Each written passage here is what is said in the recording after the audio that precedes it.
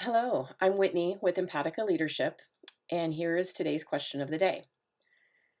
This is one that I think many people have had to face and address, and I know that it can be very complicated when you've tried a lot of things already. So if I do not answer your question or I only give you suggestions that you've already tried, please feel free to expand your question. Or if you're someone out there who has another idea, please add it to the chat so we can all learn together. Today's question: what is the best course of action when an employee is underperforming according to standards, but everybody loves them? This is so challenging. There's a human element here that cannot be ignored, and that is that relationships matter. And when there's a person on our staff who makes people feel great, kids, other staff members and colleagues, the community, that matters and that's value added. And the other side of that is that we have to balance how we show up with other people with actually doing our jobs.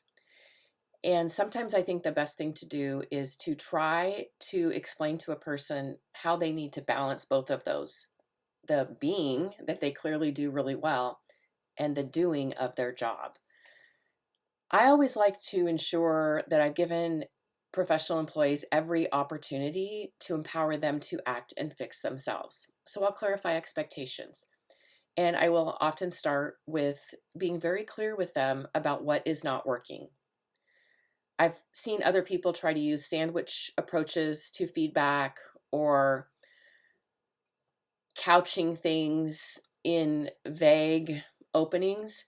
But the reality is that we need to be crystal clear with people when they're not meeting our expectations. Simple is best, clear is best, and multiple conversations will make it happen. One of the things that I have often done with employees like this is bring in a third party, such as a union rep.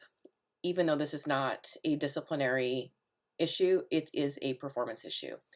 And I have people ask a lot of times, well, why? And I will say that one of the things that I found that had happened with me when I would have difficult conversations with employees is we weren't having the same emotional conversation.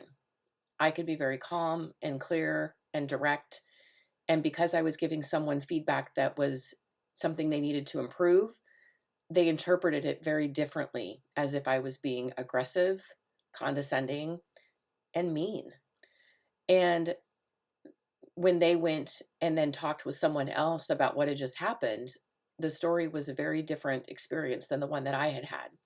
And what I found is that having a third party in the room brings out the best in both of us. First of all, it holds me as the supervisor to a very high standard when someone is witnessing what I'm doing as a leader. And second of all, the person who's in the room as the observer is someone who is not emotionally engaged in the situation in the same way that the employee is, who's being told that their performance is not working.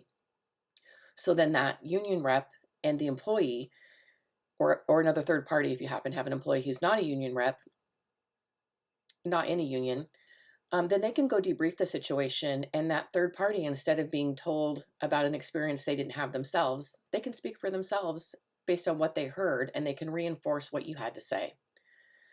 The other thing is it's really important to follow up and show support. There's a concept called reciprocal accountability. And if an employee is not meeting our expectations, it's important for us to clarify what the expectation is and what are the steps that they can take to make progress toward meeting that expectation. So those are just a few tips. I hope it's helpful. I'm trying to keep these videos quick and short, but if you would like me to follow up on any of this with some ideas of how, or if you've already tried these and you want a different idea, let me know. Or like I said, if you have a different idea, please feel free to drop it in the chat. Thank you. Have a wonderful day. And please feel free to send me your questions to my email address, which is on the screen.